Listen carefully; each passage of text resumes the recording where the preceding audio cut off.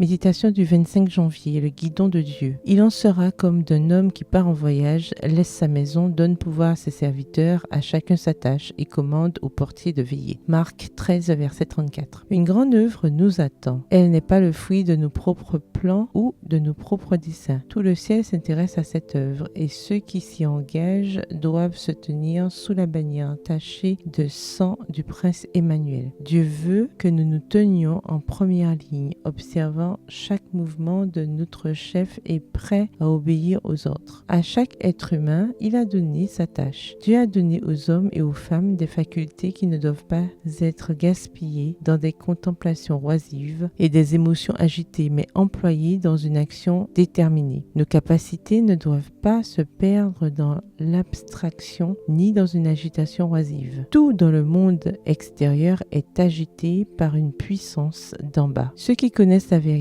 doivent être remplis d'une inspiration venant de Dieu lui-même. Les lampes de l'âme doivent être bien entretenues et maintenues allumées. Le travail que nous faisons est la moindre partie de notre redevance. C'est le péché qui s'est attaché à toutes nos activités qui nous épuise. Dieu n'a pas voulu que le travail soit autre chose qu'une bénédiction. L'homme n'aurait jamais pu être heureux sans avoir quelque chose à faire. Avant l'arrivée du péché, alors que l'être humain n'avait pas de pensée noire et condamnatrice, sa propre compagnie ne lui était pas un fardeau, car il pouvait contempler toute la nature avec satisfaction. Mais le serpent a laissé sa trace visqueuse de misère dans une conscience endurcie. Le travail n'apporte pas la misère, c'est le fait de porter des choses légitimes à l'excès qui met à rude épreuve les facultés de l'esprit et du corps. Une vie de travail très dure est plus satisfaisante qu'une vie d'oisiveté. La parole de Dieu est contraire et nette sur ce sujet. Aucun homme ni aucune femme convertie à Dieu ne peut être autre chose qu'un travailleur. Le dernier appel au souper est maintenant lancé. La lampe